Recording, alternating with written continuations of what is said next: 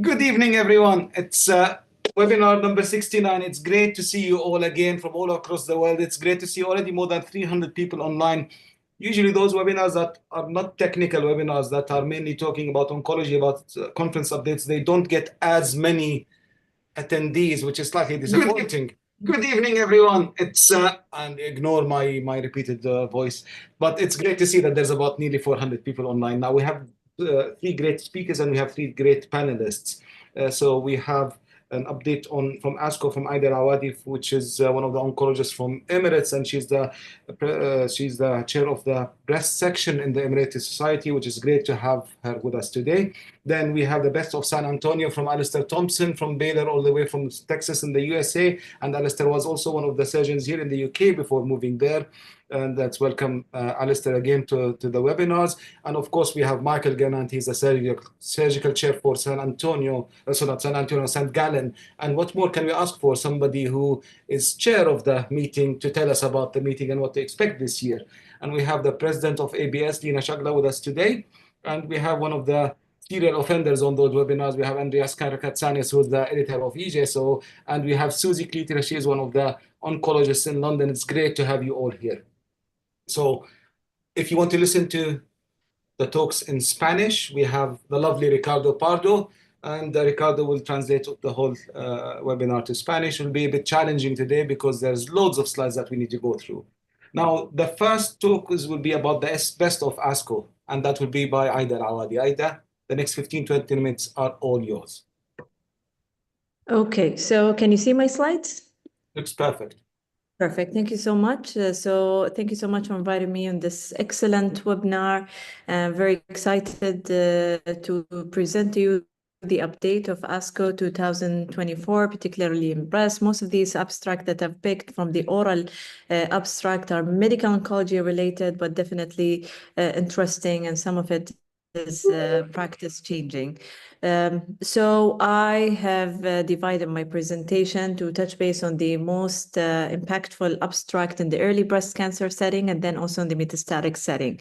So we're going to cover in the early setting the I-SPY 2.2, the PEARLY trial, the exploratory analysis of the monarchE, exploring the utility of utility in the prognostic biomarker, which is the ctDNA, and in a metastatic breast cancer setting, we're going to cover the DESTINY-06, postMONARCH, INAVO 120, and the TROPION-01 quality of life data. So to begin with, we're going to touch base on the I-SPY 2.2 trial.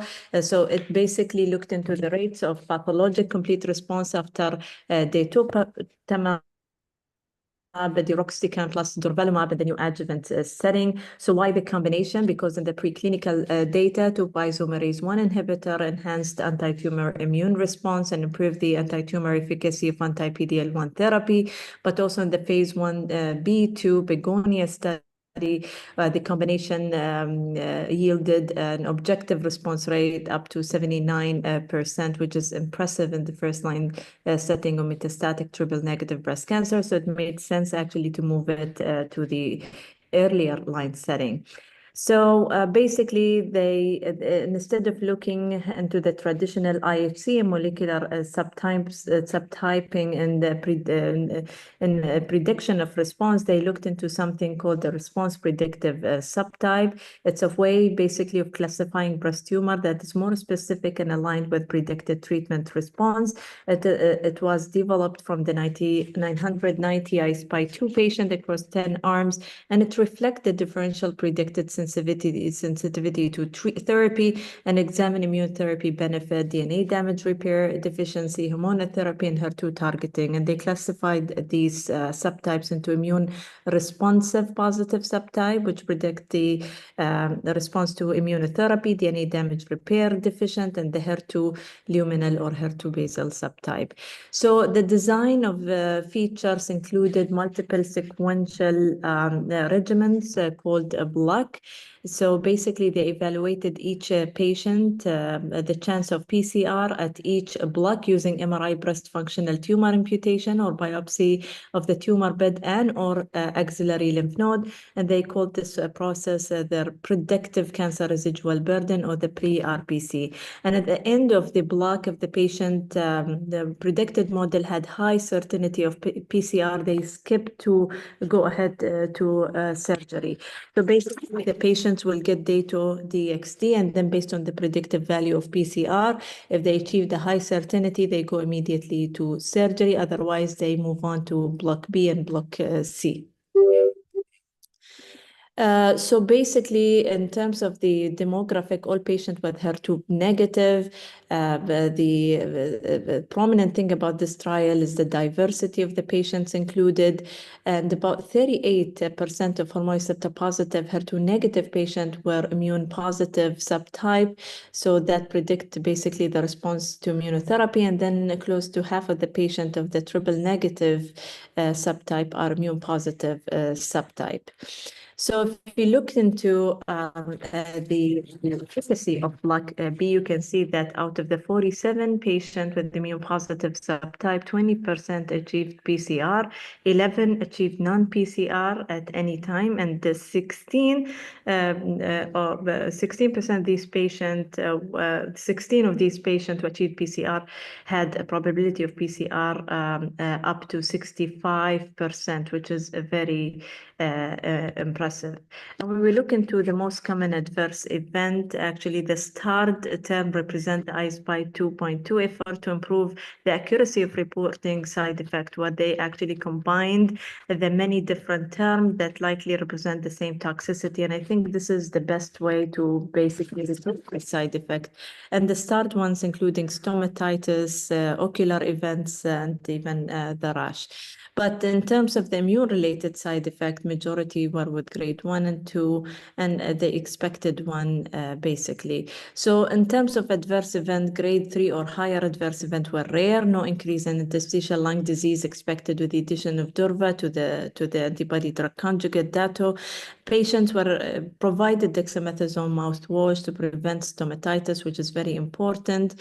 And in contrast to traditional chemotherapy, anemia and neutropenia were uncommon and low grade. So overall, the take-home message from this trial is that the combination is so I-SPY 2.2. I think it's a fascinating way of designing the trial, and maybe the way to design trials in the future based on the response prediction. So it's a novel neoadjuvant again trial. They included all MammaPrint high risk hormone receptor positive HER2 negative or triple negative stage 2-3 breast cancer that offers an opportunity to personalize treatment to maximize PCR rate for each individual patient. The combination for 4 cycle was effective and allowed 33% of the patient to go straight to surgery and skip traditional chemotherapy. And the combination was particularly effective in the immune positive predictive subtypes, and the toxicity profile was consistent with prior study.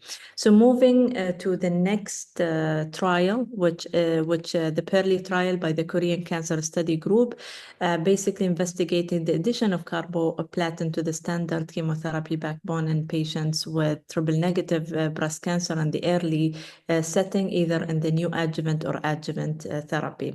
So they included patients with the stage 2 and above. They randomized these patients to receive the standard of care AC followed by taxane or AC followed by taxane plus carboplatin, and they looked into different endpoints. In terms of baseline characteristics, 10% of the patient had pathogenic mutations in BRCA gene. Majority of the patient received the chemotherapy in the neoadjuvant setting, and majority of the patient were with the stage 2 disease. In terms of the primary efficacy endpoint, it met its primary endpoint with the EFS 82.3% at 5 years versus 75.1% for the control arm, with hazard ratio of 0.67 and significant p-value. And when we look into the subgroup analysis, it mostly favored the carboplatin arm. So regardless of the nodal status, tumor stage, treatment setting, and even the taxane utilized. analyzed. In terms of the secondary efficacy endpoint, there is a trend toward improvement of overall survival with the carboplatin arm. It has a ratio of 0.65, but the data is immature and we will need a longer follow-up to get the final conclusion on that. And then again, there is also a trend toward improvement with carboplatin in terms of IDFS and DRFS. And pathologic complete response as expected would be higher in patient who received carboplatin, 46% versus 39.4%. And you can see that in general, those patients who achieved PCR in the carboplatin arm actually did excellent, and they reached EFS even more than 95%. In terms of the safety profile, pretty much similar, except for the hematologic toxicity, where we expect that it may be a little worse in the carboplatin arm, but the majority was of grade 1 and 2 again. So the take-home message is that PEARLY study provide compelling evidence for including carboplatin in the treatment of early-stage triple-negative breast cancer, underscoring its value in the KEYNOTE-522-based neoadjuvant setting and suggesting potential applicability in the adjuvant setting post-surgery. And this is the way to go in the neoadjuvant setting. It's mandated per the KEYNOTE-522 protocol, but in most of the time I use it in the adjuvant setting for patients who go into upfront surgery because of these compelling data and other studies that show the effectiveness of carboplatin in these patients. And then another fascinating trial looking into the ctDNA in the monarchE trial. It's again exploratory analysis.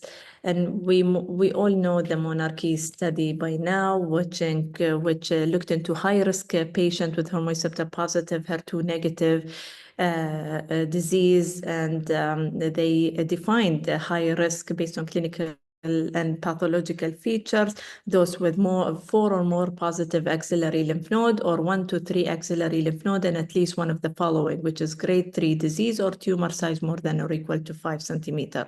They randomized these patients to receive abemaciclib for 2 years in addition to endocrine therapy or endocrine therapy alone. And we know that with the addition of abemaciclib, we've seen an impressive IDFS benefit. So in terms of methodology, they had blood collected at randomization pre-study treatment, at baseline pre-abemaciclib, and at 3, 6, and 24 months. And they used Signatera TM ctDNA assay, or what we call it, Natera assay. And the detection of ctDNA was associated, of course, with IDFS using Kaplan-Meier and log-rank test methodology. So in terms of the baseline characteristic, there was a similar baseline characteristic across the intention to treat population and the ctDNA cohort. A majority of the patient received chemotherapy, and the majority of the patient also had prior endocrine therapy before the addition of abemaciclib.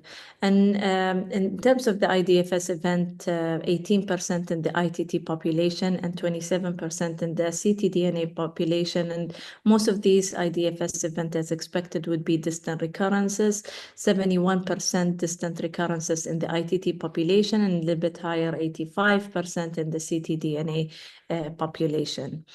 So looking into this consistent treatment effect across ITT and ctDNA cohort, so just to elaborate that the ctDNA cohort was enriched for early IDFS event, leading to further increases in IDFS event over time. And as a result, this subcohort does not accurately reflect the broader ITT. So here is the detection rate. So ctDNA detection at baseline was 8%, 70 of the patients. And among patients who were baseline ctDNA negative, 10% actually became positive on treatment. And among patients who were baseline ctDNA positive, 59% remained persistently positive on treatment. And 41% actually became negative. So if we look into those with baseline positive DNA, they were more likely to experience IDFS event compared to those who were ctDNA negative at baseline. So 80% versus 23% respectively. You can see the huge difference in the graph, but also patients who remained persistently positive or became later on positive on treatment were more likely to experience an IDFS event compared to those who became undetected or remained persistently on treatment. So this is very, again, clear. You can see the clear differences in the graph. And I think it may be used as a novel biomarker in the future to predict, responses or survival outcome of the patient, and basically just in general prognostic marker for these patients. So to conclude, I think ctDNA has a role in hormone receptor positive, HER2 negative high risk patients' disease. It may be not yet validated, but I think that in the future, it's going to be the way that we're going to de-escalate for our patients. And this is just a proof of concept based on this trial. So we switch gear now and talk about the main practice-changing abstract in the metastatic setting. So the Destiny 06, I think this was the big one in ASCO 2024, presented by Dr. Cargigliano, which they looked into trastuzumab deruxtecan, which is an antibody drug conjugate in patients with hormone receptor positive, HER2 negative, with HER2 low or ultra low expression in the metastatic setting with prior endocrine therapy. So they included patient chemotherapy naive, and patient could have HER2 low, which is IHC 1 plus or IHC 2 plus FISH negative, or ultra low, which is defined as IHC 0 with any degree of membrane staining. And they randomize this patient to get TDXT or physician choice of chemotherapy. So looking into the baseline characteristics, again, very well balanced between both arms.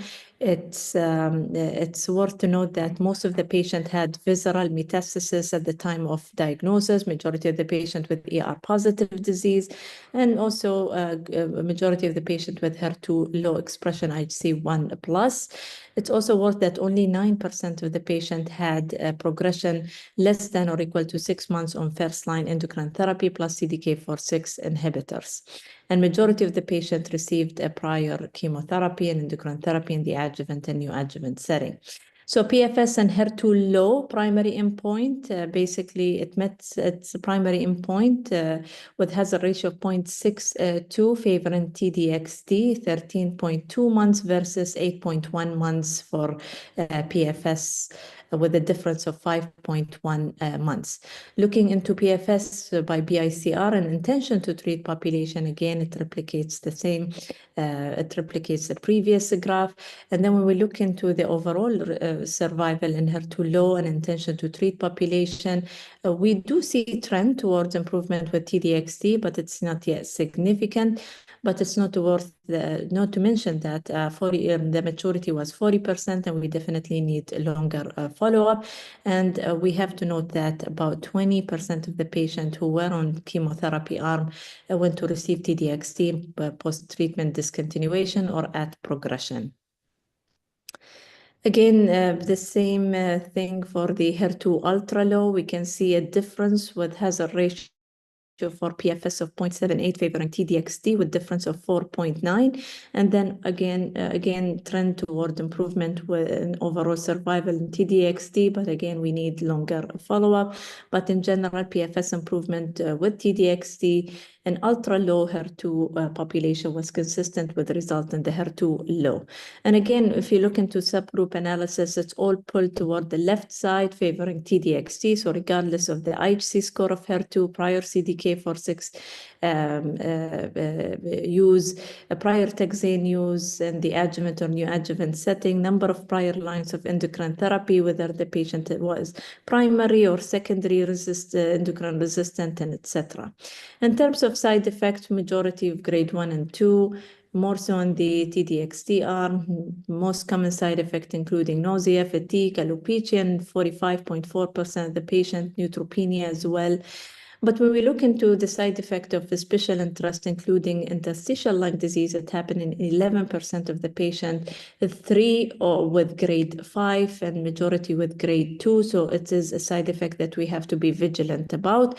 And in terms of left ventricular dysfunction, the ejection fraction decrease with asymptomatic presentation happened in 8% of the population, but none of these patients ended up with cardiac failure. So to conclude, again, this changed the treatment landscape for these patients, and now we can use T-DXd immediately after endocrine therapy in patients with hormone receptor positive, HER2 low or HER2 ultra low, following more than or equal to 1 endocrine-based therapy. postMONARCH also an important trial that also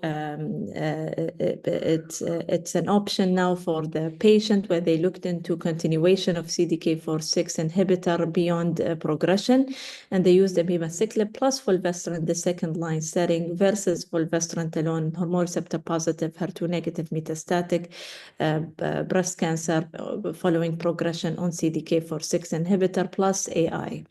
So basically, we know that in the second-line setting, after the patient progresses on CDK4/6 inhibitor plus endocrine therapy, the treatment options will be biomarker-driven based on PI3K mutation, ACTP10, and then also ESR1 mutation, and we have many options.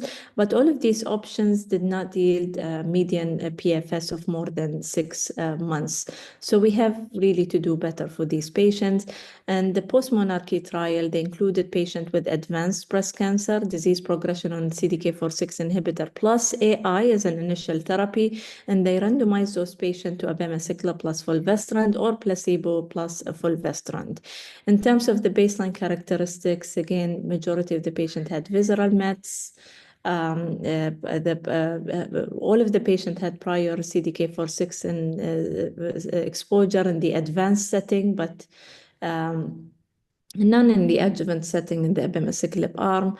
Again, the prior CDK4/6 duration was more than or equal to 12 months in majority of the patient, and majority of the in terms of the prior CDK4/6 inhibitor, majority of the patients were on palbociclib, followed by ribociclib, and then minority were on abemaciclib. So looking into the interim analysis of investigator-assessed PFS, the statistical significance was met, favoring abemaciclib with hazard ratio of 0.66. And a significant p-value. And again, you can see the same thing in the primary analysis at 6 months PFS with the remarkable difference where abemaciclib actually led to 27% reduction in the risk of developing PFS event. And in majority of the patients or different subgroups, it favored abemaciclib. So regardless of the site of mets or the duration of CDK4/6 inhibitor. But maybe worth to note that those patients who had non-visceral disease maybe did better, and those patients who were actually on palbociclib as a prior CDK4/6 inhibitor actually did better. But again, these are exploratory subgroup analysis. So looking into, again, the secondary analysis, again, the same thing, abemaciclib led to 45% reduction in the risk of developing PFS by BICR. And then, and if you looked into the median in months, it was 13 months for the abemaciclib arm versus 5.6 in terms of PFS, which is an impressive difference in there. And again, the same thing we observe in the subgroup analysis. And then in terms of the objective response rate in general, it's doubled with abemaciclib plus fulvestrant versus fulvestrant alone. And then again, when we look into the duration of prior CDK4/6 inhibitor, we again see that when we have a higher duration, maybe the differences is more pronounced with the median PFS of 7 for the abema arm versus 5.4 for the fulvestrant alone arm with hazard ratio of 0.7. But there's also a trend toward improvement in patients who were less than 12 months on prior CDK4/6 inhibitor, but the differences is a little bit narrowed in here with hazard ratio of 0.8. Again, we see more pronounced effectiveness of abemaciclib in terms of PFS and those with non-visceral mets than those with visceral mets, as you can clearly see from these graphs. But the benefit was consistent across biomarker subgroups, whether the patient had ESR1 mutation or PI3K ACT or PTEN mutation. Safety consistent with non-abemaciclib profile. Most of the time it's either diarrhea or neutropenia or abdominal pain. But again, the grade 3 events were very rare in those patients, and 6 patients actually discontinued abemaciclib due to toxicity.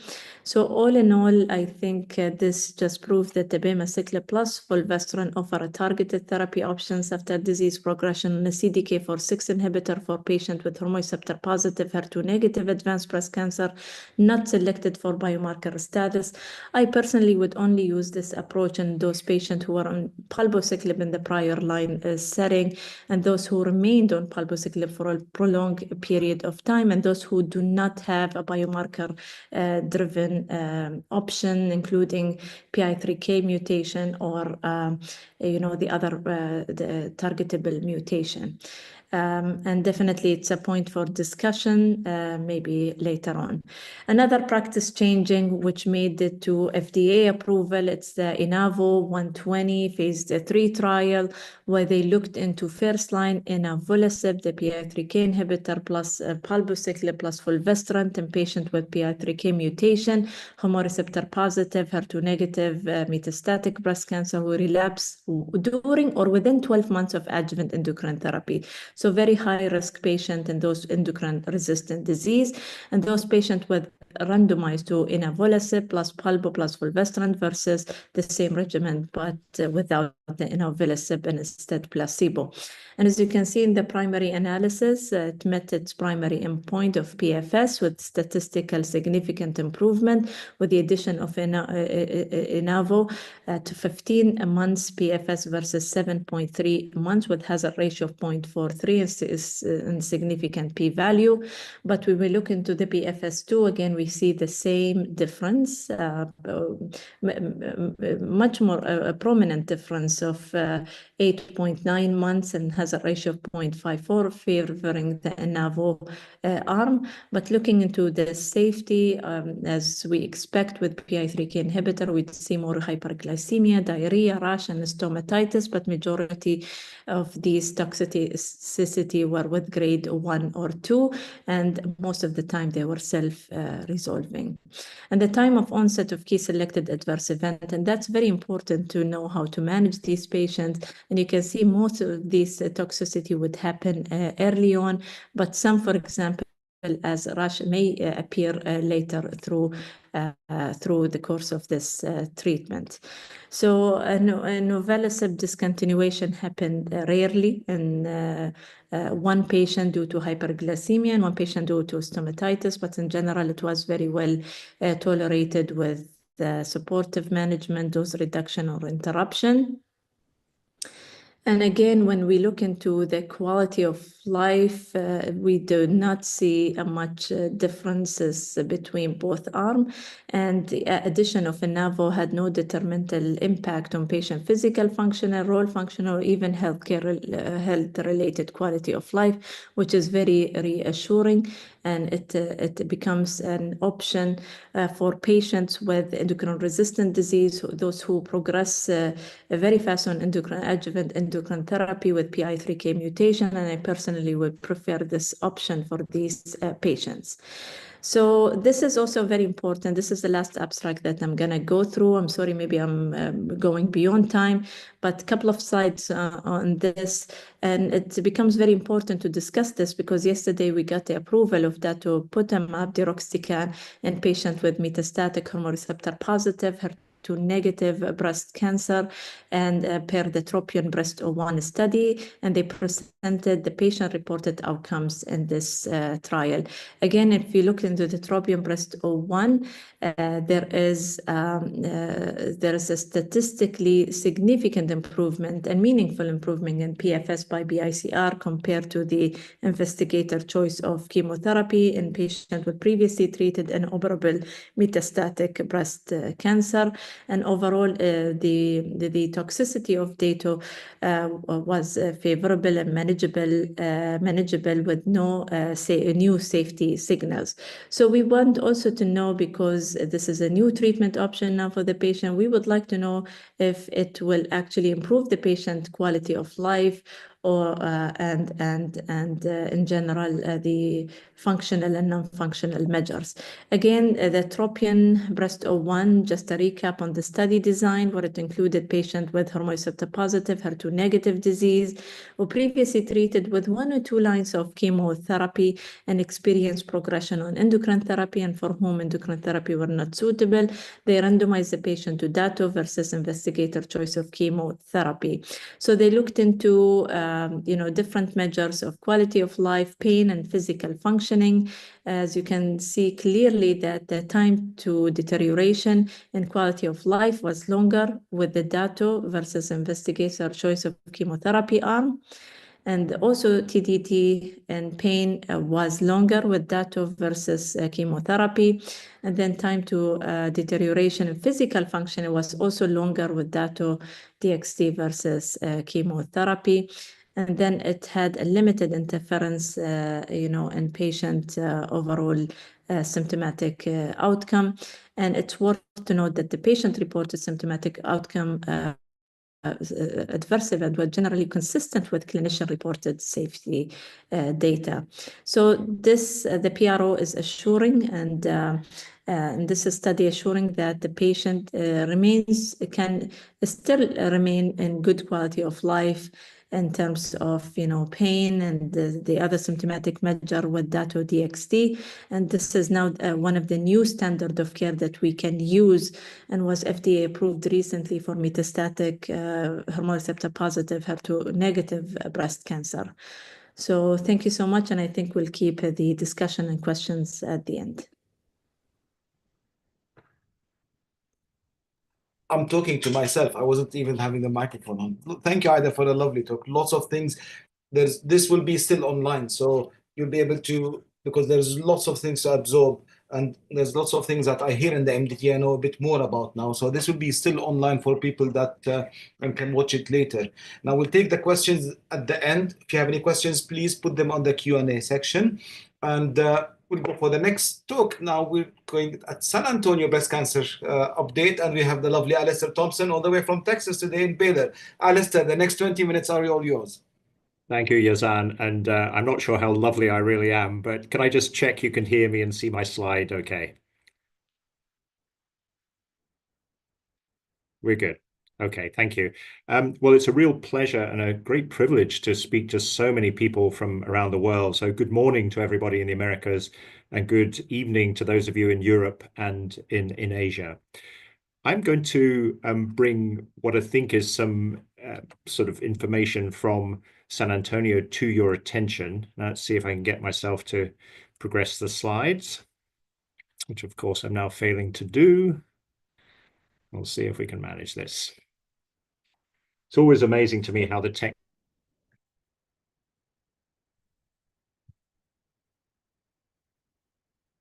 Was that from Alistair? Can you hear me, Ricardo? Yeah, so I think Alistair's offline, so there might be something wrong with his IT. We'll wait for a minute or two, but if Alistair IT is not is working well, then we might just be able to move to Michael before. Oh, Alistair. Yeah. There was issues with your internet for the past minute. We could not hear much from you. Okay. So, do you mind starting again? And is your slides working okay now, Alistair? I think they are, yes. Thank you. Thank you for... You're still on the main slide now. You're still on the first slide. Do you want... Great. Yeah, perfect. That's great. Perfect. Thanks so much, Yazan, and my apologies to everybody. It just shows, even for us as surgeons, technology sometimes beats us. So I would like to give you a view partly from my European training in the United Kingdom, but also now being based in the United States. And as we know, over many years, the way we have approached the breast for surgery and the way we have approached the axilla for surgery has changed remarkably. And you can see from Halstead in the middle there through to Bernie Fisher, things have gone from mastectomy to conservation. We now do much less in the way of axillary lymph node dissection and much more in the way of selected node sampling. So what I'm going to try and do today is just cover some of the right sizing things that I think are going on in terms of breast cancer surgery. And as you can see further down the list on the left, that we're going to also cover some of the irradiation trials that were presented at San Antonio and one study on the impacts of obesity as well. So the next 3 slides, including this one, you're going to see more than once. And this slide will sum up how we're right-sizing breast surgery. I'll show it to you again shortly. The second slide is going to show you how we're going to be right-sizing axillary surgery, I think, in the future. And I think it is time to change practice. And then finally, we'll end up looking at some of the radiation studies that were presented, and also the question of, does the size, the shape, the BMI of the patient and how we might treat obesity impact what's going to happen in breast cancer. So coming back to the beginning, breast conservation surgery, many of us have practiced this over many years, and this study from Japan used a validated quality of life patient-reported outcome scale, BREST-Q, in Japanese to compare 194 patients having mastectomy, 185 having breast conservation, and 198 having immediate breast reconstruction. And these were not patient groups who were identical. You can see in brackets I've put that some had more axillary surgery, neoadjuvant therapy, others more irradiated, others were younger. But what they did find were that the patients who had breast conservation surgery, you can see the purple arrows here, they were the patients who had better satisfaction with their breast, better psychosocial well-being, and better sexual well-being. And bottom right, for those of you who can't read Japanese like me, they were able to demonstrate that what you wore and your clothing had much more variability, and you could choose more selectively when you had the breast conservation versus mastectomy. On the other hand, those patients having the mastectomy without reconstruction, you can see they really, to the left of that red dotted line, were not as satisfied in any regard and couldn't wear whatever they wanted to wear. So extending what many of us have thought was the case in Europe and the Americas, and now getting real-world evidence from Japan, this adds to our global sense that what we do surgically actually matters a lot to our patients and has long-lasting impact. So we really need to be thinking twice about what we're going to do, and then hopefully getting the surgery right first time. Moving to the United Kingdom, and a study called the Anthem study led by Shelley Potter. This was addressing the issue of, if you're going to do breast conservation surgery, can you do the more oncoplastic, the volume displacement approaches, or even a perforator flap rather than mastectomy? And you can see this involved many units around the UK, many women. What I was quite surprised was that nearly 1 in 5 patients, 18%, initially had margin involvement using this approach. But I was very reassured that the diligence of the surgical team made it certain that 96% of patients ultimately had successful breast conservation. And many, as you would expect, had radiation therapy. On the left-hand side of the slide, you can see that the unadjusted breast quality of life patient-reported outcome scores were really much better for those who had the oncoplastic surgery. But it wasn't all plain sailing, as you can see on the right-hand side. However, as this table on the right-hand side of this slide shows you, the chances of having a complication were actually less if you had the oncoplastic surgery than if you had the mastectomy, and particularly had a mastectomy and reconstruction. Now, the question arises, is this the right surgery for all women, regardless of how big their breast size is and whatever their breast shape is? We need to be selective. And as you can see in this example in the top left of the slide, a patient that myself and one of my plastic surgical colleagues have operated on in Houston, who has the skills to do this? Should it be, as in the United Kingdom, the breast surgeon who is skilled to do the oncoplastic, the plastic part of it, as well as the cancer? Or is it, as I have to practice in the United States, the breast surgeon doing the cancer surgery and a plastic surgeon doing the plastic bit of oncoplastic? Again, we need to think pretty hard about what we're doing and try and get this right first time. Think twice, cut once. Moving on to surgery for women with BRCA1 or BRCA2 genes. These patients often are going to have had chemotherapy and PARP inhibitors. And one of the non-surgical studies that was updated by Judy Garber was the Olympia trial. A lot of contributions from the United Kingdom again for this trial.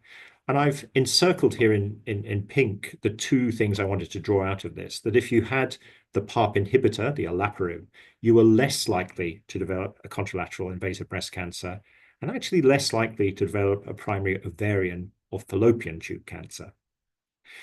Coming back to what we do surgically, you will probably remember from last year's San Antonio conference, the Canadian-led study, which to some came out with a slightly surprising result. I'm going to sum up a lot of data on this slide by drawing your attention to the left hand, the bottom half of the slide, which essentially is showing you that the 15-year breast cancer-specific survival was very similar between breast conservation therapy, 86 and a bit percent, and bilateral mastectomy, 88.7%, suggesting that the survival, whether you had breast conservation therapy or bilateral mastectomy, was pretty similar. The other nuance to that study, on the right-hand side, this little graph you can see, that orange arrow is pointing to how rare it was for patients to have a contralateral breast cancer if they had bilateral mastectomy. So a lot of thought-provoking information last year. Fast forward, if you can, to December of 2024, and we had this very large study looking at risk-reducing mastectomy in younger women under the age of 40 with known BRCA1, BRCA2 gene mutations. And you can see, summarizing a lot of work and a lot of data on the right-hand side, that those who had the risk-reducing mastectomy, and the timing of that was variable, did better, the blue lines, both in terms of overall survival, in terms of disease-free survival, and bottom right in terms of breast cancer-free interval.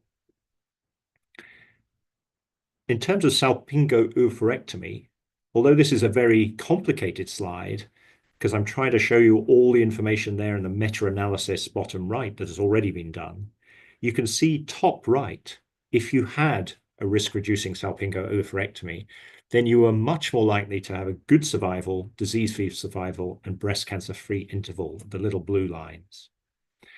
And all of this is saying is that we need to think about quite hard what we do for women who have BRCA1, BRCA2 genes. Do we go with the data from last year, Metcalfe, or the data from this year as to what we should do? It's going to have to be a balanced discussion.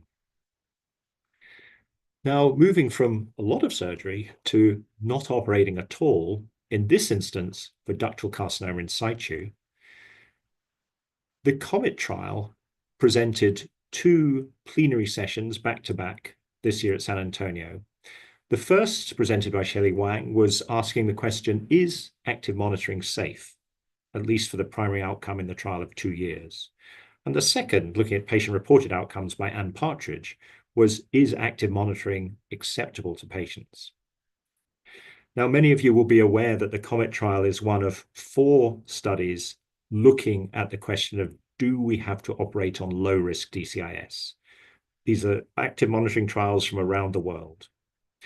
COMET trial is the only one to have reported so far, and the gist of what was being said was that in terms of intention to treat on the left-hand side, or per protocol analysis on the right-hand side, you can see that in yellow or orange, the active monitoring patients actually had a lower incidence of invasive cancer than those who went straight to surgery in blue. This is at the 2-year mark, and that was where we were required to make the initial analysis. It'll be interesting to see what happens after this. In terms of patient-reported outcomes, there were many measures evaluated, but there were really precious few differences between those who had the active monitoring versus those who had the guideline concordant care, i.e. surgery plus or minus radiotherapy. So the conclusion of the COMET trial thus far is that at least at the 2-year mark, active monitoring seems to be non-inferior. Therefore, it's safe for those selected low-risk patients, and it is also acceptable to our patients. So right-sizing surgery for cancer, you can see that we have these 5 different breast-related studies that were presented. And they're really telling us that breast conservation, we really should consider wherever we are in the world. Therapeutic mammoplasty can be a good option for some. The Olympia trial, what to do with BRCA 1 and 2 patients, remains controversial, but perhaps more evidence in terms of risk-reducing surgery presented this time round. And then the COMET trial, the first 4 trials which we'll report on active monitoring, maybe it's a good thing to consider for those who have low-risk ductal carcinoma in situ. Let's move on to the axilla, and really with the theme of doing less or even doing nothing in the axilla. We're all very familiar with the push some years ago that, at least in the United States, it's become guideline advised that we should not be operating in the axilla in women of 70 years or over who have a clinical T1, N0, and usually estrogen receptor positive cancer with low-risk features. That's the evidence, but you can see as I've circled there, a number of the women were under 70, and the patient numbers in these 3 trials were not huge. There have been 3 trials reported in one shape or form at San Antonio, Sound and Nautilus last year, and Ensema this year. And you can see from the Sound trial, which I'm sure you're familiar with from last year's San Antonio, that the 1,500 plus patients who were randomized in this trial, those who did not have axillary surgery, compared to those who had sentinel lymph node biopsy on the right-hand side, you can see in the bottom of this slide, there really was no disadvantage to omitting axillary surgery for those patients who had no axillary surgery in terms of axillary recurrence, local regional recurrence, or distant disease-free survival. Now, this was in spite of, on the right-hand side in the middle there, you can see that 14% of patients who had a sentinel lymph node biopsy had a positive sentinel lymph node, 9% macrometastasis, and even a tiny proportion, 1 out of 200, who had more than 3 positive nodes.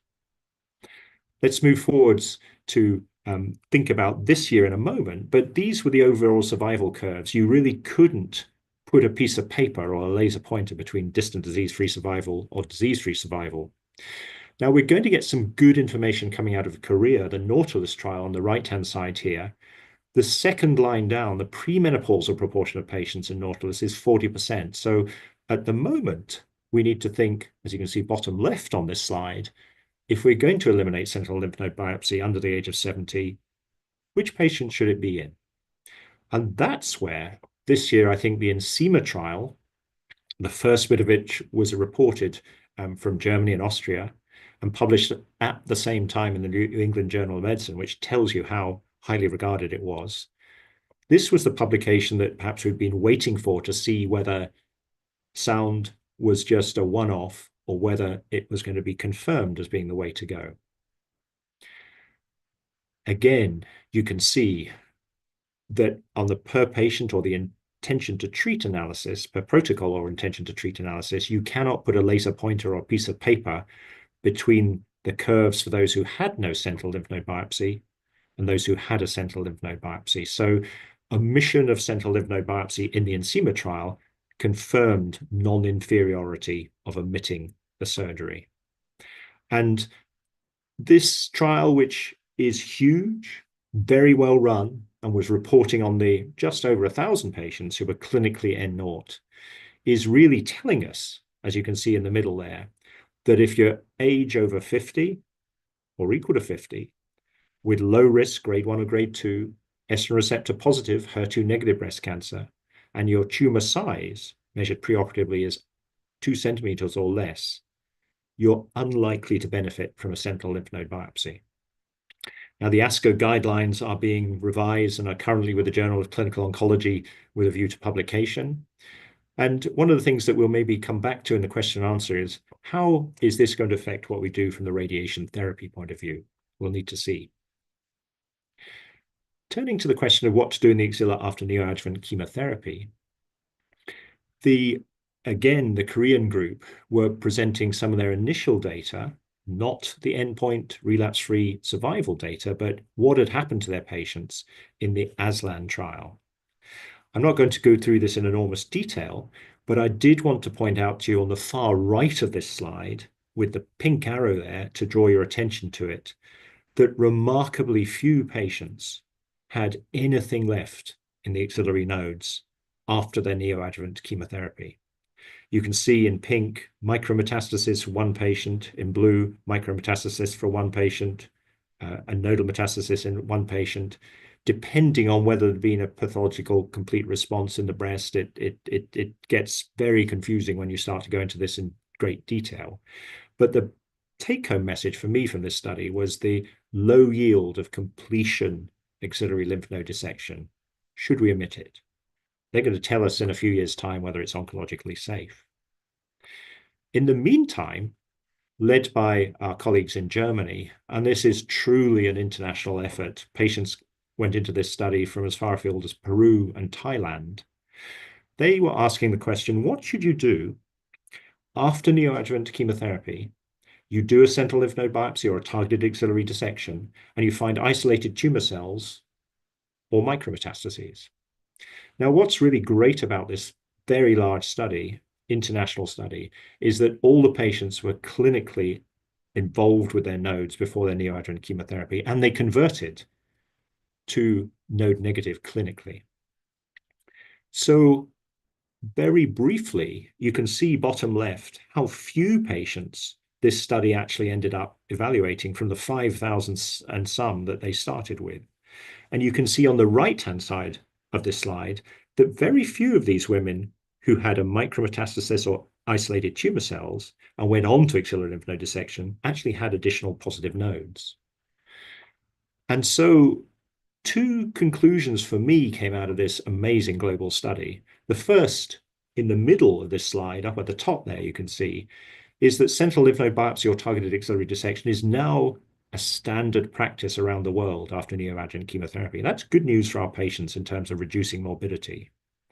And at the bottom of this slide, you can see their conclusion, which I would have to agree with, that if you have isolated tumor cells or micrometastases and no disease left in the breast, there is no value in doing an axillary lymph node dissection. Perhaps the only time we might consider an axillary lymph node dissection is if you haven't had a pathological complete response in the breast, and it might change what Dr. Kleta, who's on the discussion panel, and her medical and radiation oncology colleagues would give in terms of adjuvant treatment. So let's think twice about what we're going to do and hopefully just cut once. So these are the three things that I wanted to share with you about right-sizing axillary surgery. And I think it really is time to change our practice, certainly in terms of who we do a sentinel lymph node biopsy on and whether we do completion axillary lymph node dissection. Now, moving rapidly on, we've been talking about surgery and how we rely on imaging pathology, and I guess we've not paid enough attention in my presentation to how we impact with radiation and medical oncologists. So I'm going to turn to three of the studies presented on radiation oncology and two on obesity, just to finish off. And turning first to radiation oncology and the question of endocrine therapy versus radiation in patients, the Europa study you will have seen was really asking whether in relatively low-risk patients, they could have only radiotherapy at the top there, or only adjuvant endocrine therapy. And although this study is not yet formally reporting its final results in terms of oncology outcomes, what they were reporting was the difference in patient-reported outcomes between the patients who had radiotherapy alone. You can see 38 of them had breast pain, more than had endocrine therapy breast pain, versus those who had endocrine therapy alone, where joint pain, fatigue, hot flashes, muscle pain, and hair loss were more prominent.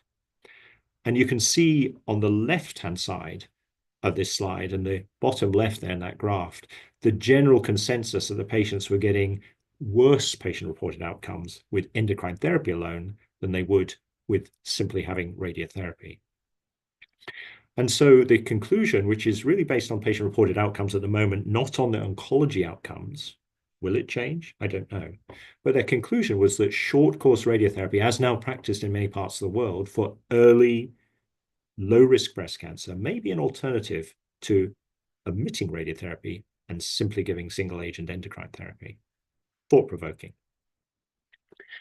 Very complicated slide, but turning back to low-risk DCIS in a single slide, I wanted to share with you this, I guess it's a meta-analysis because it's combining 2 North American trials to look at low-risk patients with DCIS, over 50, small size, low intermediate grade, negative margins at surgery, and asking the question, is radiation useful? Now, as you can see below that table, I've actually made the comment that actually these patients might now in future go for active monitoring as similar patients to the COMET trial. But the outcome of this small 2-trial meta-analysis was that radiation was the thing to give if you wanted to halve the invasive recurrence, and it only impacted the invasive recurrence in that same breast at the 15-year mark. And I think this is useful in terms of how we discuss radiation after low-risk DCIS has been removed in our patients. Yes, radiation will reduce that risk, but is it the sort of thing that patient wants to go through? And maybe as we get markers coming along that we can test the tumor with, we'll get better guidance. And then in invasive cancer, we have had the Oxford overview meta-analysis of radiotherapy to the regional nodes in early breast cancer, essentially saying that if you have 1 or 2 or 3 nodes involved, then as you can see, as I've highlighted there, there is a benefit in terms of regional radiotherapy to the nodes, giving you less breast cancer recurrence. The Supremo trial, run out of Edinburgh by Ian Kunkler, included a variety of patients with 0, 1, 2, or 3 nodes involved, and some high-risk patients who were node negative in amongst those. But essentially, bearing in mind that we're trying to irradiate not just the axilla, but also supraclavicular fossa and internal mammary chains, they were suggesting that the current treatment, although it would be to offer radiotherapy to these patients rather than node clearance, would it give a benefit? And of course, the bottom line for this was that although the overall survival was no different in those patients in the trial who had radiation versus did not, there are quite a lot of caveats compared to the Oxford overview. And so my take on that Supremo trial, very thought-provoking, and we'll hear from our radiation oncology colleagues in a moment, there's still a role for post-mastectomy radiotherapy for those patients who have node 1 disease. And maybe it should only be those who've got high-risk features like multiple nodes, tumor positioning, and triple-negative breast cancer. But discussion with the patients and how do we decide with them who to give radiotherapy to, very thought-provoking study. Finally, the impacts of obesity. Again, Oxford overview showed that if you're obese, you have a BMI of greater than 30, which means you're technically obese, versus having a low BMI, on the left-hand side, you can see your relative risk of something happening after you've had breast cancer goes up with obesity. And on the right-hand side of this slide, you can see that whether you're premenopausal or postmenopausal, whether you're node negative, N0, or node positive, BMI is impacting whether you're going to get disease coming back. And this is independent, as you can see on the bottom right, of any systemic therapy given or estrogen receptor status. Now, where might this go in the future? Well, a thought-provoking study run out of MD Anderson, my next door cancer center here in Houston, looked back to see what had happened to patients with invasive cancer who had one of these injectable drugs that started off as a drug that we gave for diabetes. We then realized it was good for reducing weight loss. And the question that's come up, whether it's Mounjaro or whatever, is are these drugs going to impact disease outcome in things like breast cancer? And you can see on the bottom left of this slide that bottom left, there was no difference in disease-free survival, but for the patients getting these injectable GLP-1 receptor agonists, highlighted with an orange circle, those who got these injections actually did better in terms of survival. And so the provocative question, I guess, is bottom right of this slide. Can we add improved breast cancer survival to better diabetic control and more weight loss through giving these particular drugs? More to come, I'm sure.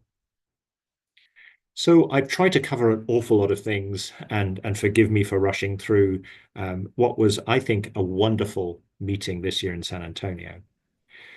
In terms of right-sizing breast surgery, as I've said, always give some extra thought to breast conservation and using those therapeutic mammoplasty approaches to just be very thoughtful about how we might improve patient-reported outcomes without impacting disease outcomes.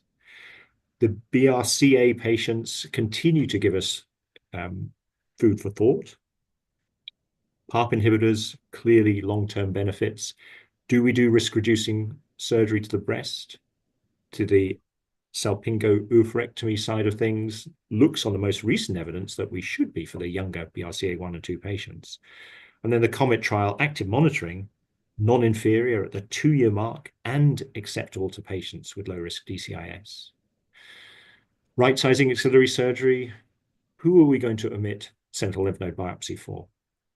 Low yield of axillary surgery for those who respond well in the breast. And if you've got just micrometastases or isolated tumor cells in the nodes that are removed on sentinel node biopsy or on targeted axillary dissection, don't go back and do an axillary lymph node dissection. We need to change practice. And then finally, there continues to be debate on who should get radiation therapy versus endocrine therapy. Should we be omitting radiation therapy in more patients, recognizing that may be at the cost of a slight increase of disease coming back? And those who have an increased BMI, body mass index, they do get an increased risk of distance recurrence, but maybe the future includes using some of these modern injectable drugs to improve survival. And with that, I would like to say muchas gracias for doing the translation into, I hope, Spanish, and spasiba to Tatiana for translating simultaneously into Russian. I would like to think we're going to think hard, think twice before we cut once. And with that, I'll hand back to you, Yazan, and we can hear from Michael Nant shortly. Thank you so much.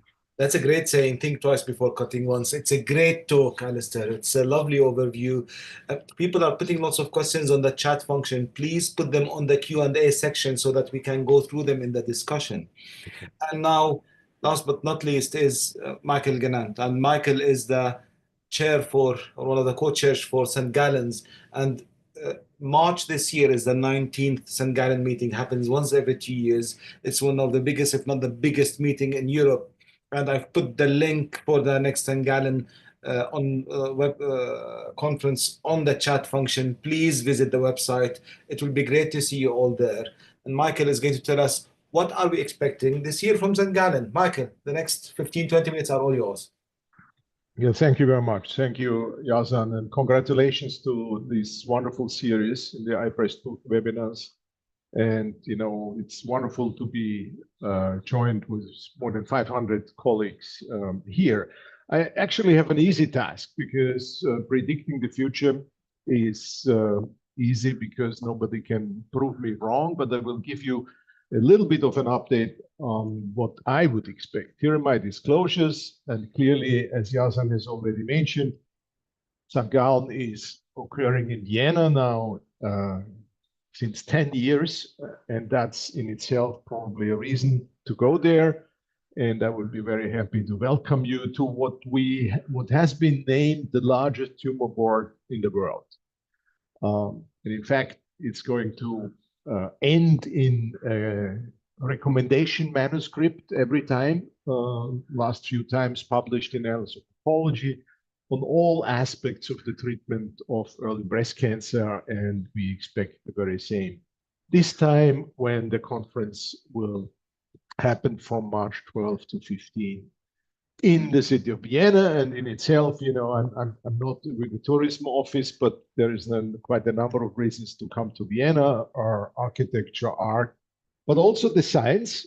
So here you see the 2025 scientific program, which has actually implemented some improvements and feedback from previous meetings. There is going to be 12 high-level, state-of-the-art sessions on all aspects of the treatment of early breast cancer. The faculty will be 80 distinguished specialists from all continents. We will have interactive sessions, debates, special lectures. There is an academy for basic education for colleagues interested in that. And if you, for some reason, cannot make it to Vienna, then you can also follow the whole thing in the virtual space, because it's a hybrid meeting. We had a record number of abstracts this time, and more than 500 have been accepted by the deadline last week and will be presented as electronic posters. This is the 2025 consensus panel. So these people are comprise the tumor board, the MTD, which for a full day on Saturday, March 15, will vote on many questions. And as a registered participant, you can also propose a question for that voting. It's actually the largest faculty ever. And for the first time, it's more than 50% female, reflecting appropriately, as I believe, the gender diversity in this respect. So what to expect? Different subjects. This is the 23 vote on what shall we do if we detect a mutation. So when do we recommend intense monitoring, or when do we recommend risk-reducing surgery? And as my friend Alistair has excellently pointed out, there is some results that are not in harmony. There is data that we should be more aggressive with recommending risk-reducing surgery. Others urge more caution. And it's very interesting to see what Hal Burstein from Dana-Farber in Harvard in Boston, the United States, will provide us with. So that's a number of questions that I would like to have answered by someone. Do we have new recommendations? What about CHEK2? What about HALP2? What are we going to do in terms of the testing strategy, also in less affluent environments? I mean, in some countries, patients with strong family histories nowadays have a whole panel of germline mutations tested. In other countries, not even BRCA is available for everybody. How are we going to implement this in daily practice? But not only the germline testing is important, for pathology also, what are we really doing with multi-genomic assays? We have environments where more or less every patient comes with an oncotype or similar test. We have other environments, like I've never ordered in my whole life an oncotype. So there's a lot of things to discuss with respect to our striving to better tailoring and individualizing the treatment. What about TILs, tumor-infiltrated lymphocytes? Last time the St. Gallen panel voted that's not necessary as a standard of care, but some might disagree, particularly when it comes to de-escalation of side effect-rich treatment. And eventually also, I think with the advent of artificial intelligence, particularly in pathology, radiotherapy planning, but also in imaging, there might be some questions there. Now, it's very difficult to add anything to Alistair's brilliant talk, but as he has clearly stated, breast conservation is state-of-the-art, and St. Gallen, as a matter of fact, was instrumental in deleting contraindications to breast conservation from the previous historical list. So now oncoplastic breast surgery is fully approved. Multicentricity is not an absolute contraindication for breast conserving surgery any longer. Local recurrence is not a contraindication for breast conserving surgery. And that has been all done and settled, exemplified by this voting result from 2 years ago. As you can see, 2 ipsilateral breast cancers in 2 neighboring quadrants. So that's multicentric disease, and the majority vote clearly here was for double tumorectomy instead of the previous standard of mastectomy. A lot of things going on in surgery to the of the axilla, and as Alistair has mentioned, we see de-escalation, we see surgical fashion, I might state, and we might even completely omit all this. We have seen these wonderful trials over the last 18 months. monarchE published in the New England Journal of Medicine by the wonderful Jana de Bonifaz from Sweden on behalf of the global trialist group. Oreste Gentilini's SOUND trial suggesting that there might be some patients who can be spared even the sentinel node procedure. And now, as Alistair has reported, the INSEMA trial presented in San Antonio. However, we can all read the papers, but the discussion is going to happen in St. Gallen in Vienna. You know, the SOUND trial has limitations. We don't have radiotherapy information on almost half of these patients. So what about if we miss the positive node? We can look at the monarchE results, and clearly there's no difference in relapse or survival. But 89% of these patients had active radiotherapy to the axillary node. Is it a good idea to de-escalate surgery but escalate radiotherapy? There's going to be some fierce discussions at the St. Gallen meeting, I'm pretty sure. And I think there will be a number of pivotal votings by the consensus panel of what to do after neoadjuvant systemic treatment. How do we implement the response assessment? Obviously, it's a biological difference whether the patient has a PCR or a poor response in terms of the surgical aspect. For whom can we really omit any axillary surgery? I mean, when you look at the inclusion criteria, and we might discuss it afterwards on the INSEMA trial, you will see that tumors up to 5 centimeters could be included. Can we accept this as standard practice? Probably not, because less than 10% of patients in this trial actually have tumors than 2 centimeters. And if we omit any surgical axillary staging, how do we ensure adequate staging in a time when some adjuvant treatments still rely on the number of nodes? And eventually, is it a good idea to substitute surgery with radiotherapy? Speaking of radiotherapy, I think there will be quite a number of questions around de-escalation of radiotherapy. And as a surgeon by training, I always feel it kind of pathetic that we de-escalate surgery and eventually we escalate radiotherapy. That's not what modern radiotherapy does. Modern radiotherapy actually de-escalates by better planning, by having shorter courses, fast forward, 5 days for everybody. Artificial intelligence assisted planning. I mean, and there is a wide variety globally. For example, in my country now, 2 out of 3 patients will have their breast radiotherapy within 5 days, rather than 2 weeks, rather than 30 days, as it was like 20 years ago. Alistair mentioned the Supremo trial, very provocative. You know, how are we dealing with patients with 1 to 3 nodes after mastectomy? Can they really be spared the radiotherapy? This is in contrast to some other trial reports that have been there. And how often will we actually have patients, as we are in the Supremo trial, with an appropriate or previously appropriate axillary dissection?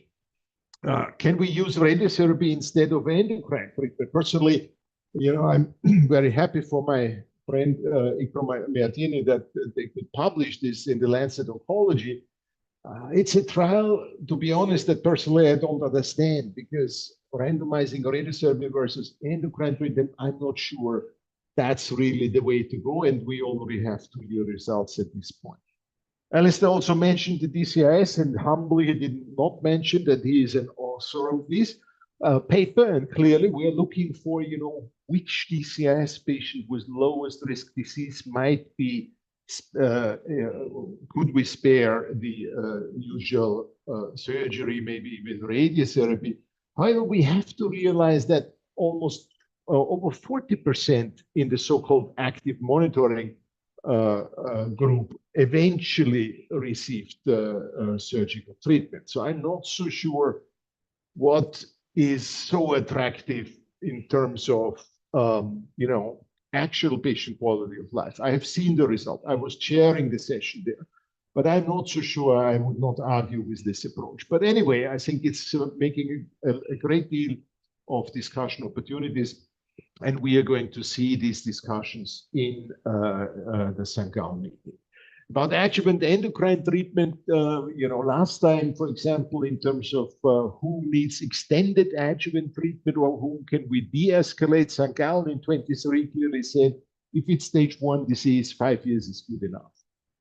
One of the most, clear votings in that consensus panel. When you have stage 2 node negative, a number of colleagues in the consensus panel actually moved to 7 to 8 years in their recommendation. And when it's stage 2 node positive, then a clear majority voted for 7 to 8 years and some even to 10 years. And with stage 3 diseases, it should probably be 10 years for everybody. But maybe even more important than endocrine treatment duration might be escalation and de-escalation, maybe assessing in a individualized way endocrine responsiveness better than rather just staining the tumor cells, as the West German study group proposed in their ADAPT series of trials. And last time, St. Gallen actually voted that, it can be valuable to do these short-term endocrine treatments, 3-4 weeks of an AI, in order to find out whether the Ki-67 goes down and potentially identify patients who can be spared the chemotherapy. But it's going to be very interesting to see what the 2025 vote on all of this is. Now, CDK4/6 inhibitors have arrived, palbociclib, ribociclib, abemaciclib. There are 2 more, palbociclib and tibremiclib. They might not be available in Europe, but they are still here globally. And it's going to be seen in a very interesting way after a lot of state-of-the-art presentations, how this is the main result of monarchE with abemaciclib for node-positive patients. And that was already recommended in the last time consensus meeting. But now we also have the NATALEE trial, including node-negative patients, high-risk node-negative patients. So the majority of patients actually in many environments would fall into this category, at least theoretically. But how large has a benefit to be? And I think there will be a lot of discussions and a very interesting vote to see whether when we move the indication towards the lower risk part of all patients, then what is the threshold in terms of absolute benefit to subject a patient to a 2 or 3 year additional treatment that clearly has some side effects? Or if these drugs are so effective, maybe some patients at intermediate risk can be spared chemotherapy. Can we give usually better tolerated CDK4/6 inhibitor instead of chemotherapy? Something that is addressed by the ADAPT cycle and by some ongoing trials. I'm not sure we will be able to have a final consensus on this already in this year's St. Gallen. So this is a list of questions that I would hope that the St. Gallen consensus is answering. Do we need this for all node-positive patients, or for which patients who are node-negative but at increased risk? And can we maybe use some of this data to spare patients adjuvant chemotherapy? And also, what is the backbone endocrine treatment? So if you have a baseline low-risk patient, and then there is some indicators of increased risk, like 1 positive node, like reduced quantitative receptor expression, maybe a higher proliferation rate. And then what are you escalating first? Are you adding ovarian function suppression because the patient is young? That's already an escalation. Are you adding a CDK4/6 inhibitor? That's obviously an escalation. Or are you adding adjuvant chemotherapy for these patients? And that's even before some of the new endocrine treatments that are, rapidly taking their position in second line and probably in the future pretty quickly in the first line setting of metastatic disease. And they are already moving, SERDs are moving into the adjuvant setting. More than 20,000 patients worldwide are currently in clinical trials of adjuvant SERDs. And obviously the ADCs themselves are coming. Ida had presented Destiny data and many other data have been presented in the last year. So what about substituting traditional cytotoxic chemotherapy in early breast cancer with ADCs? Some trials ongoing, very interesting data to be discussed in the St. Gallen meeting. Also, immunotherapy, breast cancer is not particularly immunogenic, but for triple-negative breast cancer, I think it's now well established that the addition of pembrolizumab should be done, and that was already the consensus last time. But what are we doing after surgery?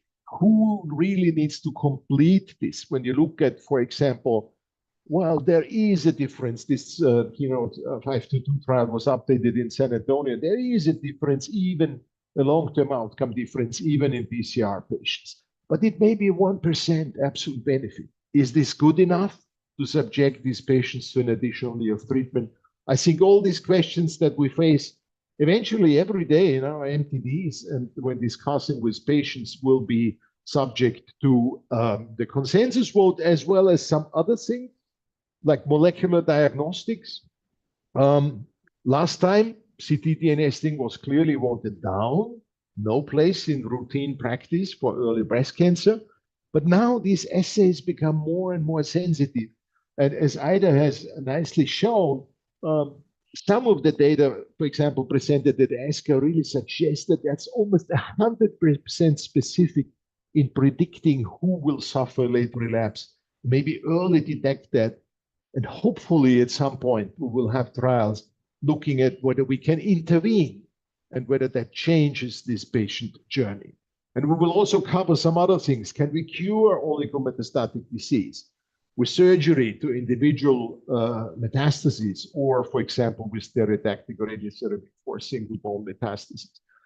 There will even be a debate in the St. Gallen meeting here on Friday. There will be another debate on the surgical radiotherapy issue. This slide has been made by Orit kind of person, and then we're looking forward to also to have some fun and to have all the discussions with probably around 5,000 colleagues from more than 100 countries around the world. And these discussions will go on. So if you have a chance, please register for the St. Gallen meeting in Vienna. Website is posted by Yazan to the chat. And with that, thank you very much. And I look forward to welcoming many of you in the beautiful city of Vienna. Thank you. That's a great and fascinating talk. And I must say, me and my wife went to Vienna last year, and it was one of the nicest, most beautiful cities that you can ever visit. So even that's a second reason, another reason to go to St. Gallen. And St. Gallen has a different feeling. Rosa Felix online says that I'm so desperate want to come to St. Gallen. So make it this year. Hopefully we'll see you there. I've shared the links for 5 meetings. One is St. Gallen, and it's a great meeting, has a different flavor. We'll have a consensus meeting with thousands of people there. And Michael is the co-chair of St. Gallen. It will be great to see you there. And Michael has been kind enough to invite me as a social media champion for St. Gallen, and you'll see more and more on iBreastbook from now on about St. Gallen, how you can join. There's also, we're in Saudi as iBreastbook running a course just in 3 or 4 weeks' time. The cadaveric part and the observer part is fully booked, but we have still places on the lecture-based part. So if you're interested, the link is there. It's on the also on our newsletters. There is the meeting with Mustafa Hamdi in Brussels. Also, iBreastbook is part of that. We already have more than 150 people registered for that. It's great. Andreas is running the Uppsala Breast meeting. This is the second Uppsala Breast meeting. Also has a different flavor. It's more about how things are done properly, if I'm correct in saying that, Andreas. And it shows experts in the field. So it will be great to see you also in Uppsala in April. You'll have no work to do if you're going to all those meetings, but hopefully we'll have you to come to some of those meetings. And of course, there's the Association of Breast Surgery meeting, and I have a bit of conflict of interest here, mainly because I'm the meeting secretary. So it will be great if we can see many of you also in Birmingham this year. And Lena will mention a couple of things about ABS before we go for the discussion.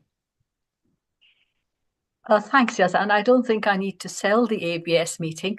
Looking at 509 people who are still on the call, Yazan has done such a fantastic job with the iBreast book. I'm really lucky as president to have him as my meeting secretary, because he arranges fantastic speakers, an amazing program, and I would love all of you to be there to support us. Also this year, for the first time, on the Sunday before, so that's on the 18th of May, we're having a global health day where we are talking about training as well as about service provision. So please try and register for that as well. And I know there are people from all over the world. We will be opening that Global Health Day to online registration. So if people can't travel, then yes, please register, because we're hoping to be able to spread the good word about oncoplastic training as well as about providing the service to parts of the world. So we look forward to seeing you. So last year we had Alistair to open the ABS and had a great talk from Alistair. We had Andreas giving a talk in ABS last year. Tried to get Susie to give a talk this year, but she said no. But we have the lovely Michael Gannon. He's opening the ABS conference. So it's great that Michael is also with us. And of course, I will give you some provocative thoughts there. That will be great. And that's all what we want, Michael. And your presence and your talks are always fantastic. And sometimes someday, somehow in the future, maybe Ida will come also to the ABS. It would be great to have more oncology colleagues from all across the world. Now, let's go for the discussion. All the talks are on the YouTube channel. They'll be there. We have only about half an hour, and we cannot cover everything in half an hour. Let's take it to Susie first. Susie, do you have anything to comment? Do you want anything to elaborate on a bit more? I think you are on mute, Susie. So, I mean, there's so much to discuss. I will select a few things. So, Aida, thank you for your amazing talk. I wanted to pick up on the whole circulating free DNA issue. Now, it was the talk of San Antonio this year. I will have to say, I've been going to San Antonio nearly every year for about 25 years, and I was impressed at how much local regional stuff there was today. I mean, Alistair, you've got a lot more to present than the MedOncs this year. But there was a lot of talk about circulating free DNA. There was only one presentation, the ZEST study. But what is quite clear is that it's the future. We're going to be using it for screening healthy individuals with multi-cancer assays. We're going to be using it to escalate or de-escalate our post-operative treatment, and we're going to use it for surveillance.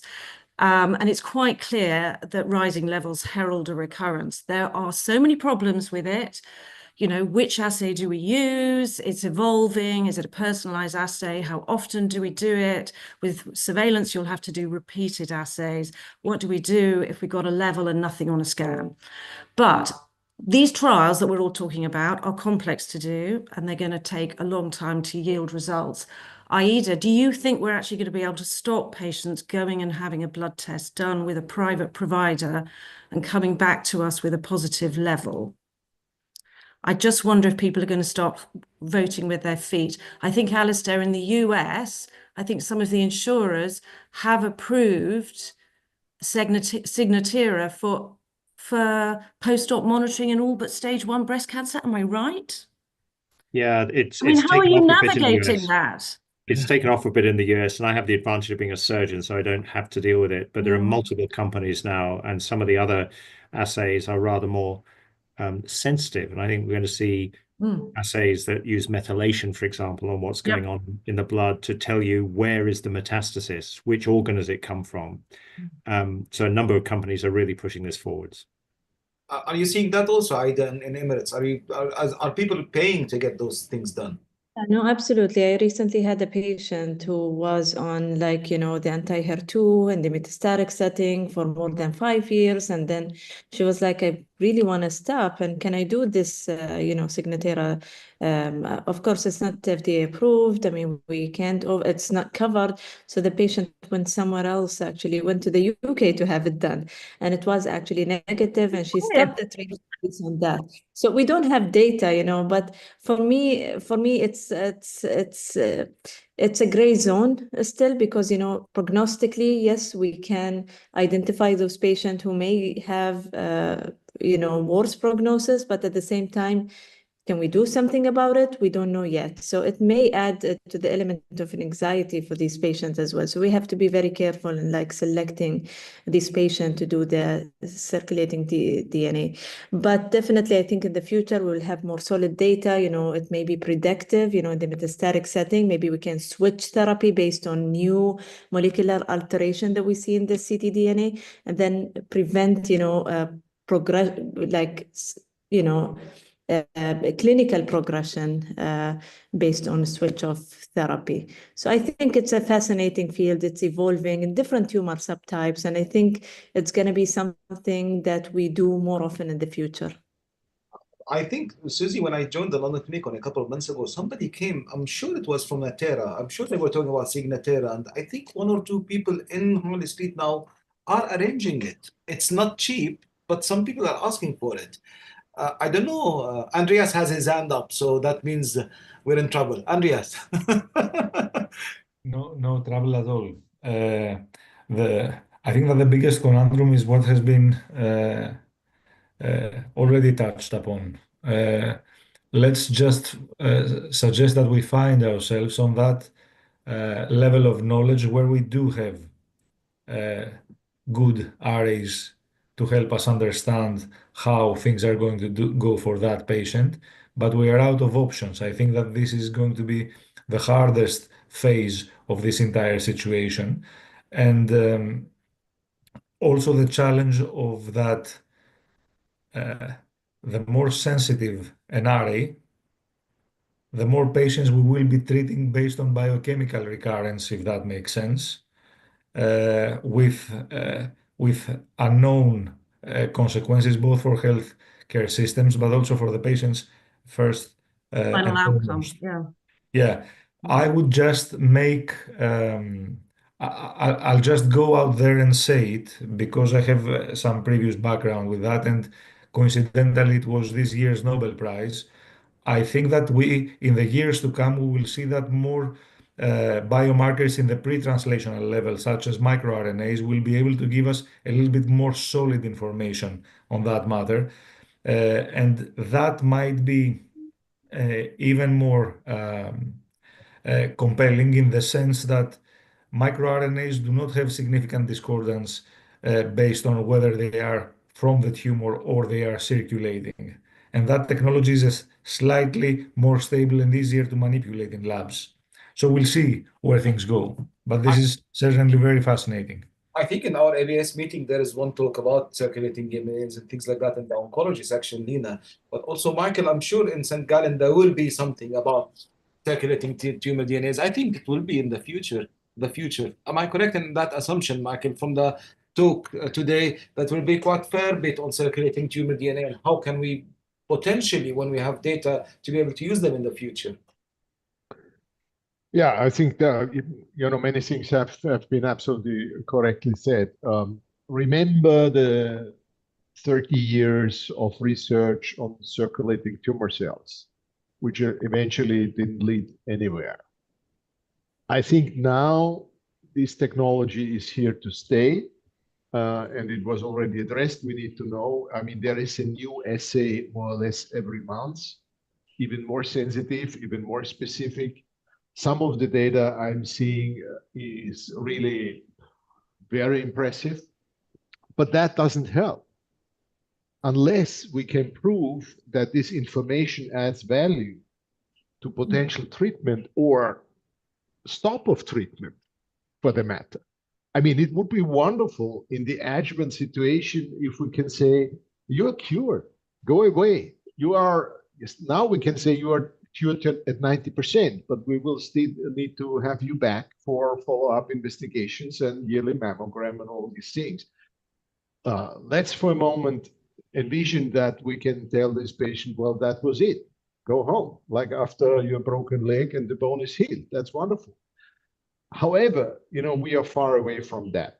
And this is very complicated studies. It's long-term studies, which means nobody funds them because the intervention is very difficult to discuss. I am in the process of discussing with a number of both providers of these tests, but also drug companies, whether we can put together something, a decisive track, because we need to prove that having this early diagnosis of recurrence is of value, because otherwise we are just distributing fear and anxiety, and we need to prove that we can change the fate of the patient in intervening a year early. As it appears, recurrence can be predicted with a lead time of almost a year or even more, which obviously is great, unless we fail to change the patient journey.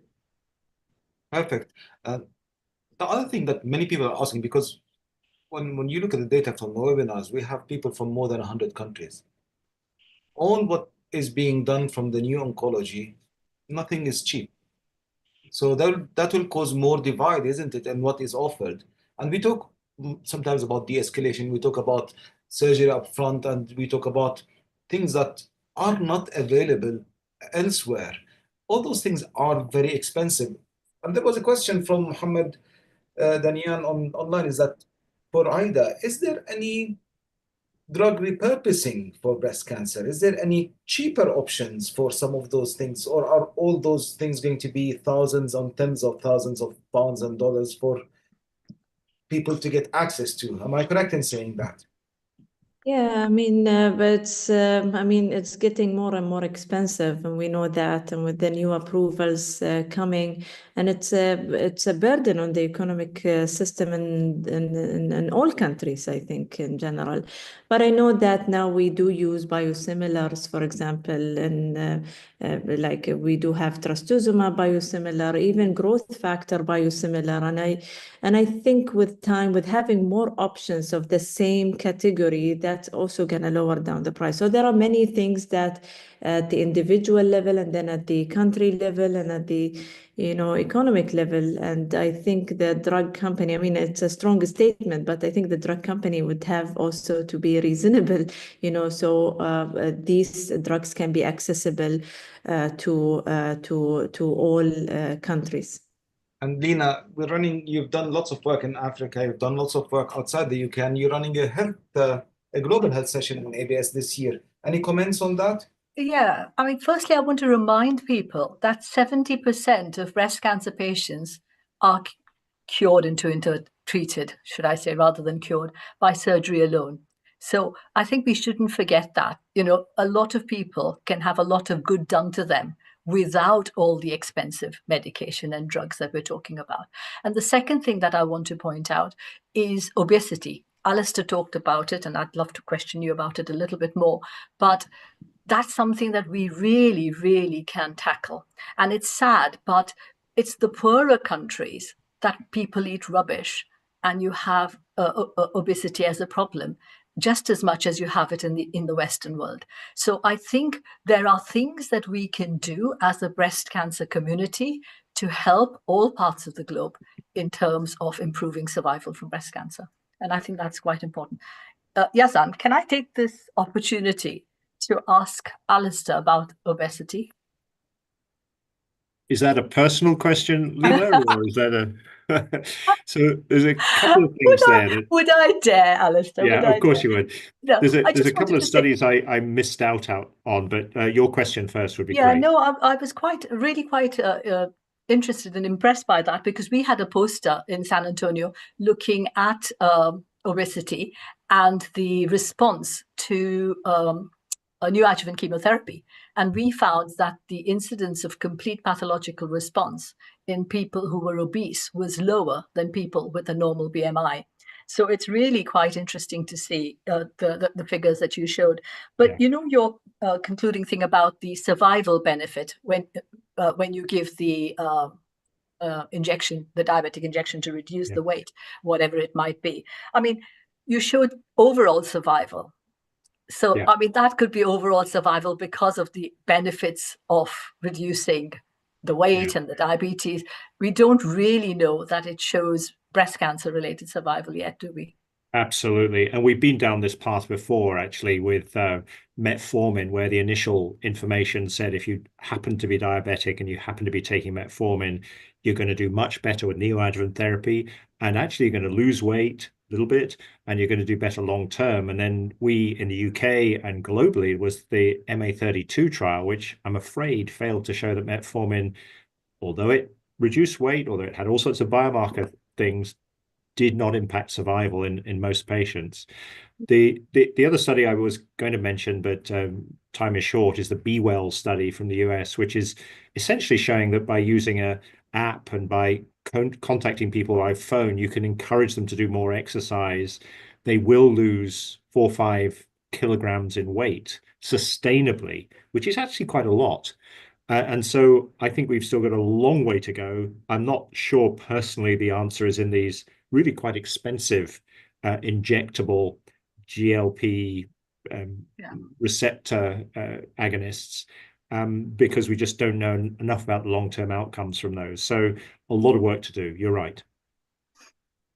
And if we move a bit, I think one of the key things in San Antonio this year, at least for me, because we've been waiting for this for years and years, is the Supremo.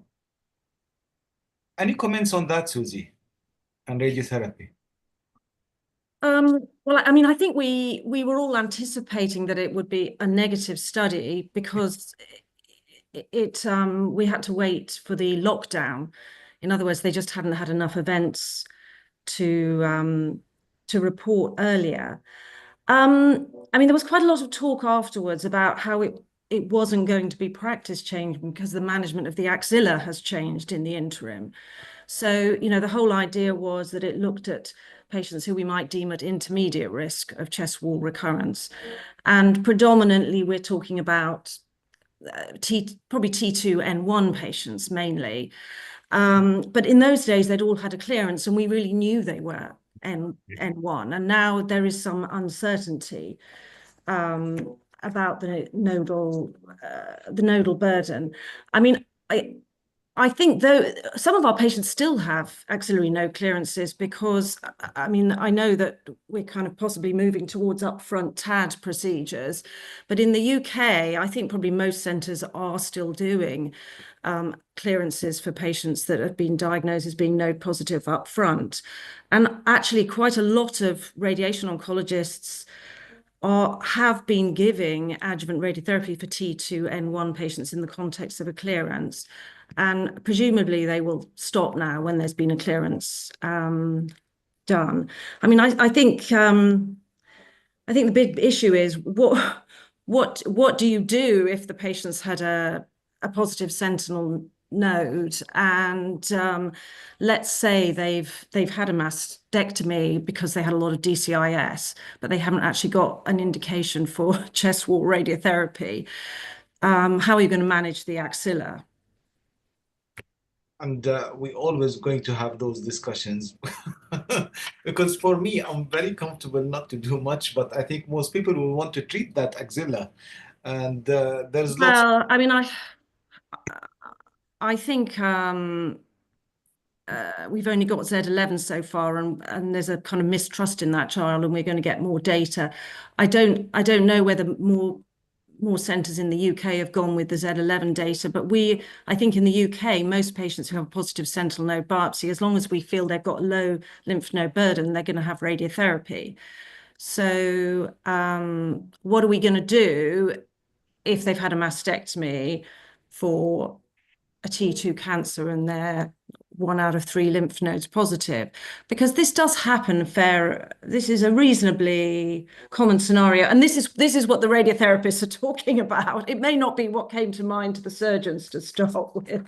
But this is I'll just a short answer from all the surgeons here. So, Andreas, do you want that axilla treated, not cleared? Let's say treated with radiotherapy or surgery. Mastectomy, one node positive for a small tumor, incidental finding on DCIS.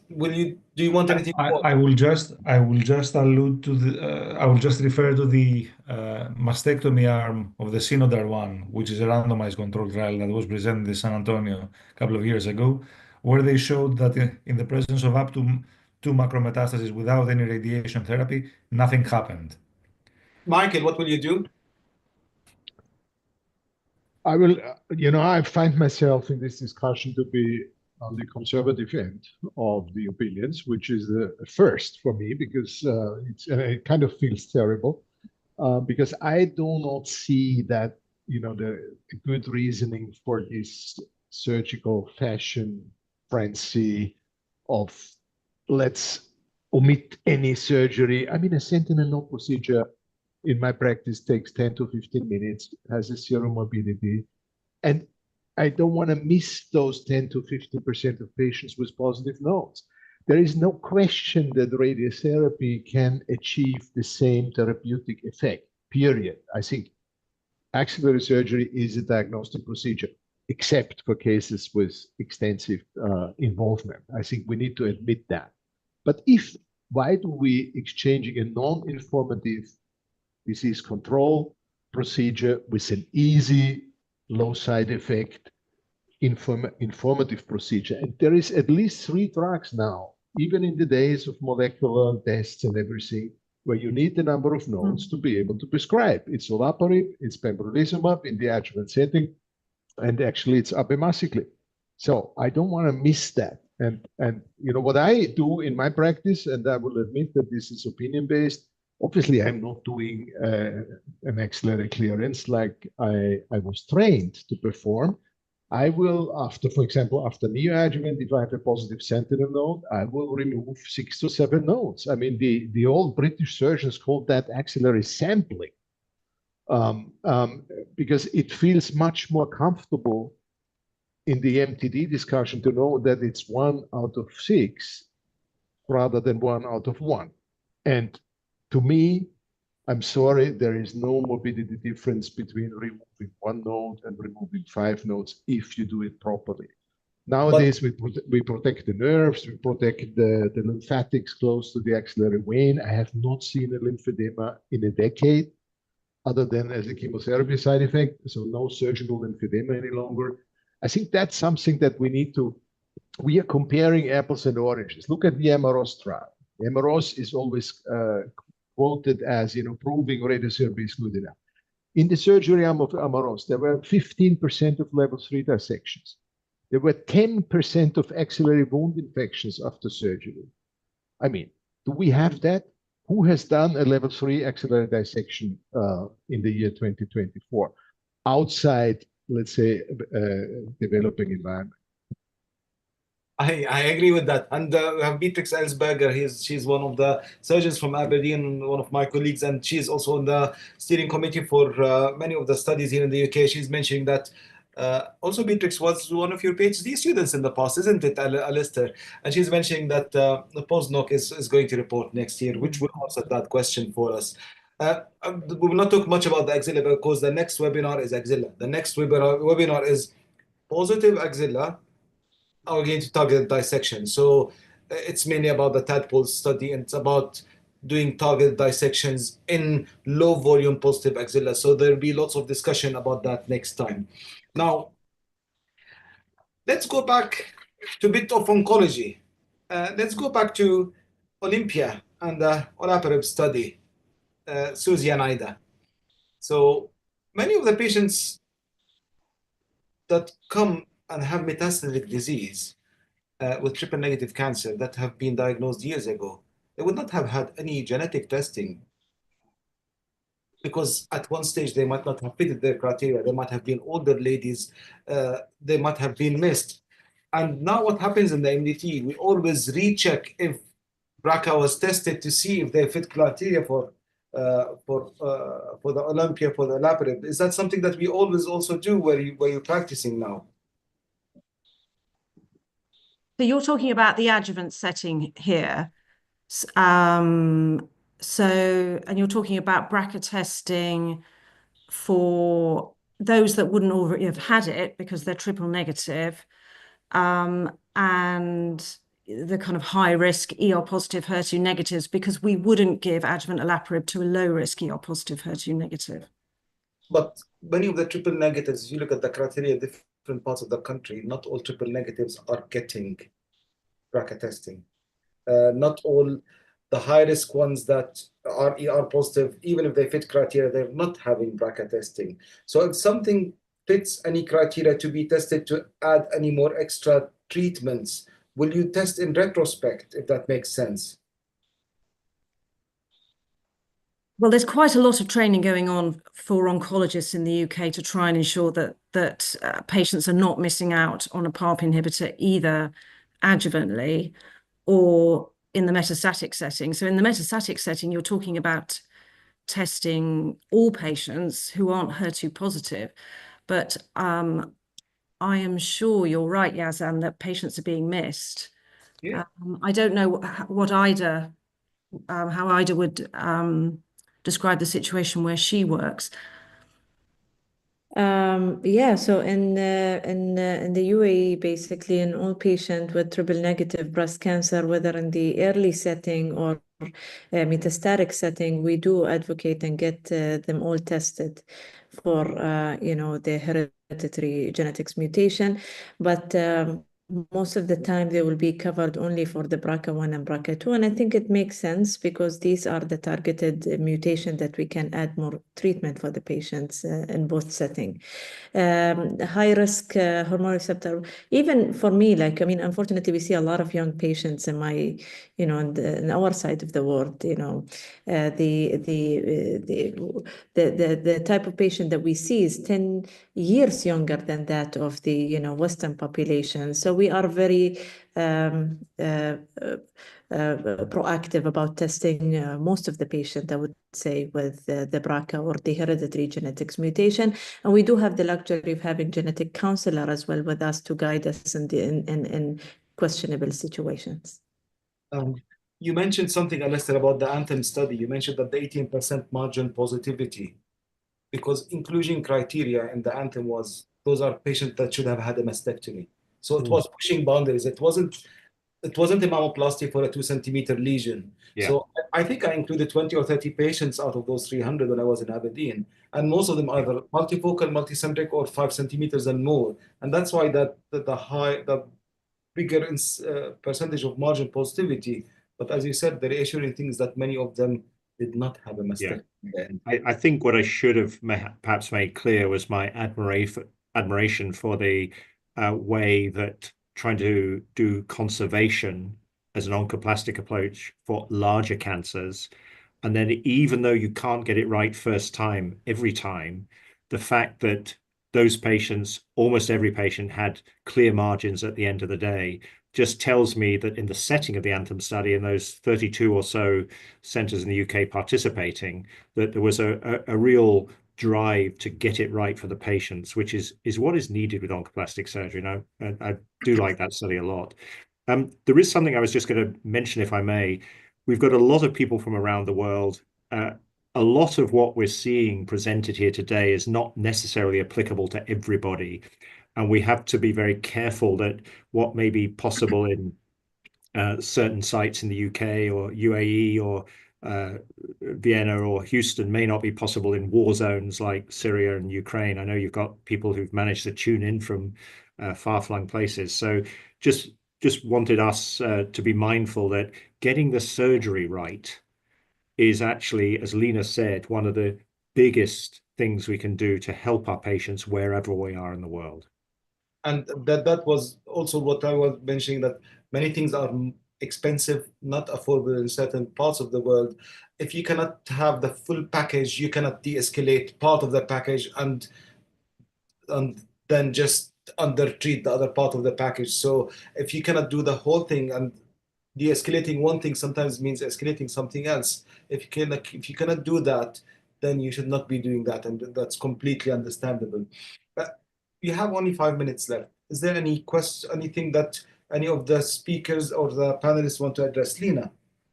Thanks, Yazan. I just wanted to mention really, Alistair, in the comment trial, you talked about is active monitoring safe? And the answer was yes. And is active monitoring acceptable? And the answer was yes. I mean, I think I agree with Michael on this one, that I don't think 2 years is long enough to say that active monitoring is safe.